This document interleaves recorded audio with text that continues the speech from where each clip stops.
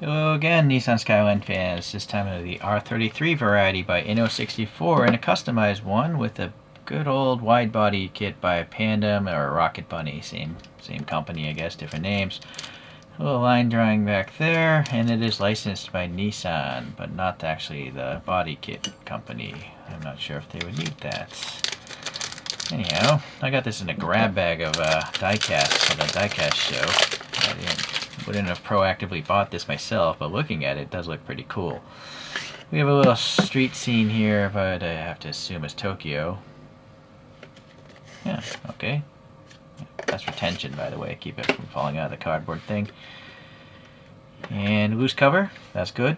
Well, it's not super loose. I wish it was looser. The reason why is if you pick it up, it might. If it's loose, you won't drop the model. It'll just stay on the table, right? But if it's a little bit tight, you might pick it up this way, and then it might fall to the ground and break your model, right? So this one actually is kind of snug, but not super tight that you can't remove it. So this body kit is around $5,000 in 2025, that is. It's interesting because it seems to totally omit the grill. I think that's like an intercooler or something. Or, I don't know, we shall see. It's very clean though. Very smooth. Smooth and silky. Alright, interesting how it comes all wide up here, but then down below it is quite narrow. Nice blending of the rear wing. You'll see here, there's no intercooler at all. It's just totally open. Well, I mean, actually, that's an intercooler, but there's no like oil cooler or anything like that. In the rear part here, as you can see, there's just a giant opening for the fuel filler door. Yeah, not much you can do about that, I guess. And this is kind of amateur hour, I think, how it just ends there. For $5,000, it should just come with a whole new rear bumper, right? And this blends into that bumper or something. Well, anyways, not too many companies making wide body kits for cars that aren't manufactured anymore, so let's see. We do have a nice metallic purple on this thing, and this base is actually pretty cool. It looks like it's stainless steel, right? But it's molded plastic, and they just painted it to look like metal.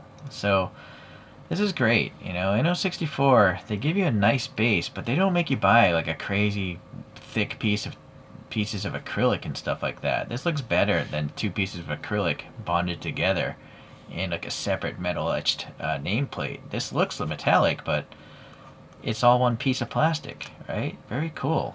Oh, am I wrong? Look at this. Wait a second. This is totally unexpected if this is a separate piece. I am wrong again. That's crazy. That's why it looks metal. I think this whole thing might be a photo etched piece of metal. I mean, what else would explain this gap here? That's weird. It's weird in the fact that this model costs what it does. And this is a giant piece of metal photo etched and put onto this base. So it seems to be a pretty great value. That's my conclusion of that then. The wheel, it looks like a BBS style wheel to me. It's pretty thick spokes because they're shrunken 64 times, but they still have to be strong enough. So it's okay, I guess. No problems for what it is. It's nice that they painted the 5 lug nuts there black, and where the gold hits the silver is pretty close. It's a pretty good print. The plastic wheels painted silver around the lip. The tire sidewall does look like it's ballooning air. It's rounded a little bit, and then the printing is very nice and concentric. This metallic purple is pretty nice, pretty fine flake, very glossy paint job, very cool. Going around here, we have 5 recesses. I do see those on the real photos. Maybe they're holes on the real body kit. And then we have some real sponsorship printing, it looks like. Oh, maybe not. I don't know. I don't recognize any of these brands. I don't see it on those images either, so I'm not sure if these are real companies. Leave a comment if you know. Nicely molded door handle there, a little finger recess and all that stuff. Separate black glossy mirror, and it's got a reflective sticker there. Molded windows where the molding and the door frame are raised and painted black. Yeah, this looks all fine, and I didn't even talk about the brake system. It's gonna to see through those spoke openings, but you can see there's a gold center hat, and I guess they're just smooth rotors. Get focus again. Sorry, my camera's on a spring mount. It looks like there's a brake caliper around the 2 o'clock position there. I can't see here. Maybe it's around the 3 o'clock position, I have to guess. I can't really even see it. Anyhow, brakes are good, although honestly the spoke openings on these wheels are so small, maybe they didn't need it. But fuel filler here, and yes, it is recessed just like the real photograph, right? And it's interesting that they're able to actually get this printing across that, right? So that's pretty cool. And I do see this text on the front photograph I pulled up: support violent driving. Okay. Alrighty, let's go around to the front here. Yeah, a very clean front bumper here.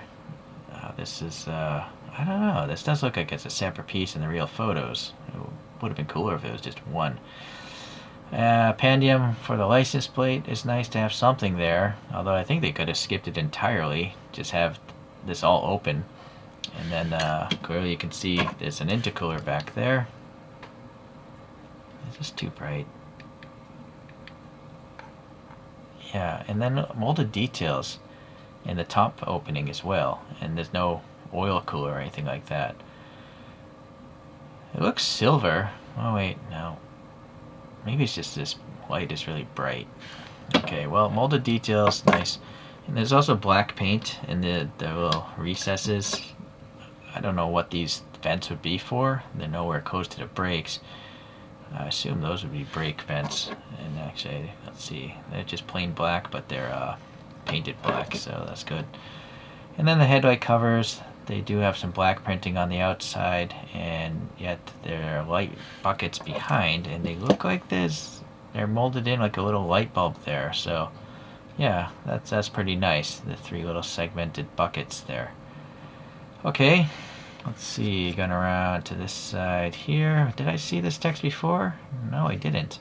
Some sort of script there. I don't know what it says. Yeah, I can't make it out. Maybe it says Pandem or something.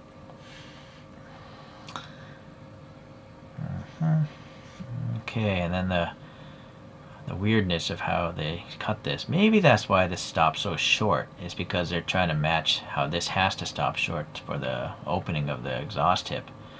And yeah, the exhaust has got a recess painted black, and then it does look like chromed plastic.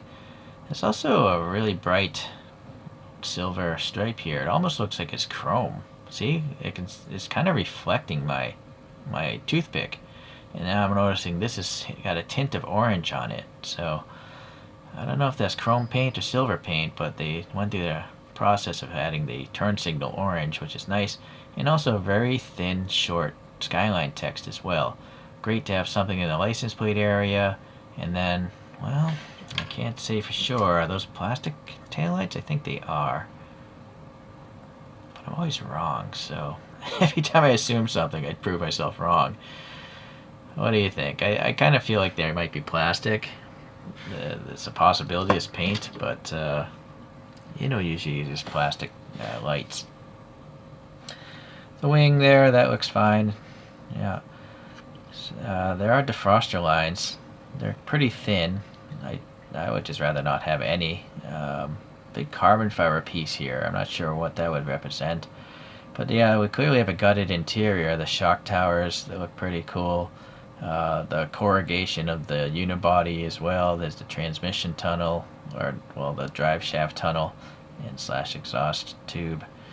Yeah, look at that. The stamping of this rear 3/4 panel on the inside is pretty interesting. And then obviously we have a roll cage for extra support. It does seem a bit low. It has to be, because all the windows are one piece of clear plastic and they're being bridged across here. So the roll cage can't go higher because there's a clear piece of plastic above it. Not much you can do about that other than actually remove the top of the roll cage, which I have seen other brands do. So this is interesting. There's only one central wiper blade. Alright. Well, this is a little weird. There's no text up here, but that does look like the photographs. The photographs don't even have like a banner here. So I'm not sure why they would have bothered putting this here. If, well, maybe there's a car out there with a carbon fiber banner sticker there. And this roll cage is interesting how it actually comes across the dashboard. And then you see the support no violent driving there. And then this is a pretty nice looking wiper blade. I have a suspicion it's a photo etched piece of metal because look how nicely detailed it is. It's actually painted like a glossy black. Interesting. It's not bent perpendicular to the windscreen. Other brands might do that. Definitely the resin brands. I'm not sure if a lot of diecast brands do that. Possible. I can't remember everything I review. Alright, well, there's a little bit of a dimple, some sort of contaminant got this paint there, but minus that, look how nice this paint is. It's very good. Yeah, very nice. I guess that's the end of it. I don't take these off the plinths. I just don't care what the bottom of a car looks like, unless it's like a Formula 1 car. And it's just a chance to break the model. So, unless I customize it, I usually don't remove them. So, sorry. Let's start with a low angle view here. So first we're going to have a ignition model R33. It's a slightly tuned model, it looks like. It's kind of weird though, the rear windows are totally blacked out. It does have a tan interior though. It also has BBS style wheels. But you can see how narrow it is compared to the Pandem kit, right? And it also has standard wipers, which we'll get to the higher angle. And then we have what I assume is a plain stock R33 by Kyosho. So there, that's just what Nissan did. And it looks kind of weird because it is so plain looking compared to the aftermarket. Kyosho also did a racing version, GTR LM. And I think this must be like a Kyosho, what are they called? Beads collection. Like, they come in the clear, hard boxes, and they have more details. Like, that has brakes, and then a little, looks like a fishing line antenna. Whereas this, was a blister pack, and it doesn't have the extra details. Alright, so that's the low view. Now you can start seeing a lot of the other stuff. Yeah, so this, I don't know why they blacked out those windows. Maybe it's someone's actual car. That's the only thing I can think of. What's odd here is you can see the tread blocks, they look like truck tires. To a minor extent, you can see tread blocks on that as well. But you really shouldn't see tread blocks, in my opinion, on road tires from this distance. Whereas Kyosho doesn't fall into that trap. Kyosho makes probably the best tires in 164, even though they don't really care about 164. From the side, they look like street tires, right? They look just round. They don't look like they're going to go mud bogging. Yeah. Alright, well, you can look up reviews of these other things if you want.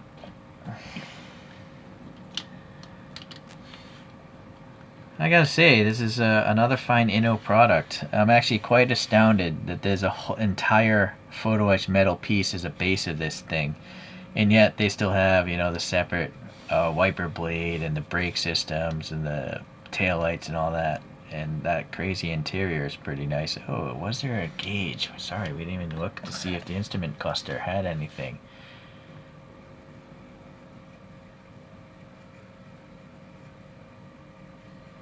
There's the transmission tunnel, right? It's hard from this angle. Oh, look at that. I do think there are gauges there. Right, so yeah, that's a nice decal. I assume that's a decal. So that's really cool. The steering wheel might even... No, it's just a racing steering wheel. Yeah, all the molded details on the center console. The stick shift, it has like a white ball on top of it or something, or paint. It's not really a ball. You can see the dimpling in the floor panel there. Yeah, on both sides. I wonder if that's maybe it's accurate to the real stampings of the body, seeing how it's approved by Nissan. And then the seats, well, they actually have printing on them. I don't know what the headrests are saying. I can't, well, let's see. Oh, I think it says hardcore, because I saw that on the outside of the car. And now, I've lost focus. It's really hard to do this. I don't have 3 hands. It's also got hardcore racing seat belts. So maybe that's what they do. Maybe they make seat belts.